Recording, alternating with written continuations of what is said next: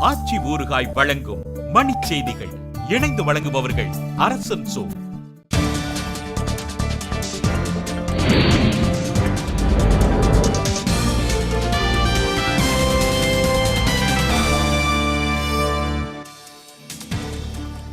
இந்தியாவின் முப்படைகளிலும் வீரர்கள் பற்றாக்குறை நிலவுவதாக அமைச்சர் ஏ.கே. அந்தோணி தகவல்.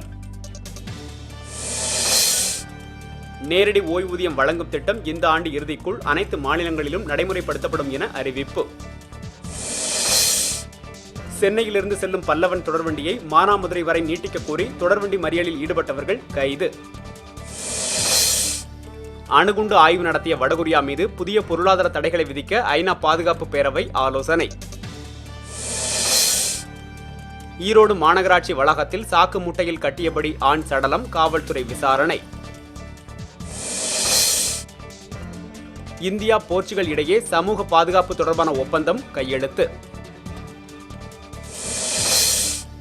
நடிகை ராஜசுலோச்சனா மறைவு திரைப்படத்துறைக்கு மிக பெரும் இழப்பு என முதலமைச்சர் ஜெயலலிதா இரங்கல். உத்தரப்பிரதேசத்தில் ஆளுவது அரசு அல்ல, சமாஜ்வாதி கட்சியின் முரடர்கள் என மாயாவதி குற்றச்சாட்டு. வங்கக்கடலில் உருவாகியுள்ள காற்றழுத்த தாழ்வு நிலையால் ராமேஸ்வரம், தூத்துக்குடி உள்ளிட்ட இடங்களில் பரவலாக மழை. சீன அரசின் பாதுகாப்புக்காக ஒதுக்கப்படும் நிதி நடப்பு ஆண்டில் 10.7 விழுக்காடாக அதிகரிப்பு. ஆச்சி ஊறுகாய் வழங்கிய மணிச் செய்திகள். இணைந்து வழங்கியவர்கள் அரசன் சோ.